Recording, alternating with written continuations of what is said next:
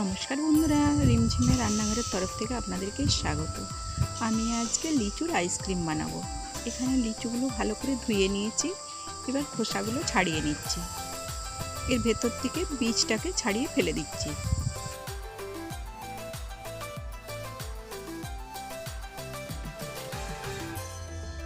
সব লিচুগুলো ছাড়িয়ে নিচ্ছি।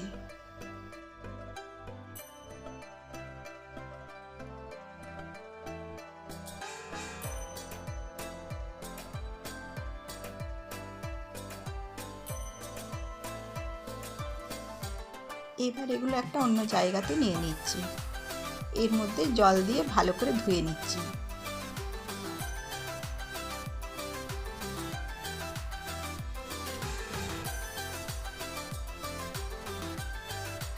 এবার লিচুগুলো একটা মিক্সিং জারে দিয়ে দিচ্ছি। এবার জল দিয়ে একটা পেস্ট বানিয়ে নিচ্ছি। ছাঁকনিতে দিয়ে ছেঁকে নিচ্ছি।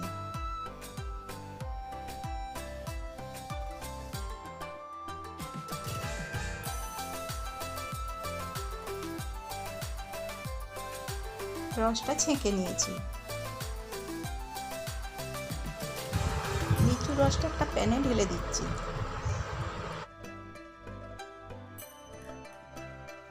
একটা লিচুকে ছোট ছোট করে কুচিয়ে দিয়ে দিচ্ছি। এর মধ্যে জল দিচ্ছি। এবার এর মধ্যে চিনি দিয়ে দিচ্ছি। 1 চামচ কর্নফ্লাওয়ার দিচ্ছি। খুব ভর্তি ভর্তি দিইনি কিন্তু, একটা আইসক্রিমের জন্য কর্নফ্লাওয়ার দিচ্ছি 1/2 টেবিল চামচ। ভালো করে গুলে নিচ্ছি।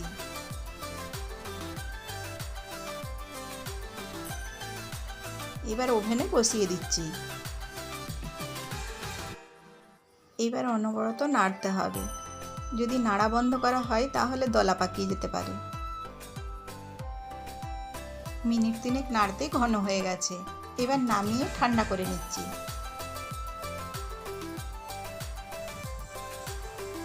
এবার ঠান্ডা হয়ে গেছে। কতটা ঘন হয়ে গেছে। এবার একটা বোলে ঢেলে নিচ্ছি। এখানে আইসক্রিমের মোল নিয়েছি, এর মধ্যে ঢেলে দিচ্ছি। এই আইসক্রিমগুলো যে কোনো জায়গাতেই বসানো যেতে পারে, ছোট গ্লাসে, কাপে। 4টেতেও ঢেলে দিয়েছি। এবার আইসক্রিমের খাপের যে কাঠিগুলো সেগুলো আমি উল্টোর দিকে পরাচ্ছি। কেন? তাহলে খাপটা সহ ধরে খেতে হবে না। আইসক্রিম খাপের যদি কাঠিটা সোজাসুজিভাবে এইভাবে পরিয়ে দিই তাহলে খাপটা সহ ধরে খেতে হবে। সেই জন্য আমি উল্টো দিকে কাঠিটা পরাচ্ছি।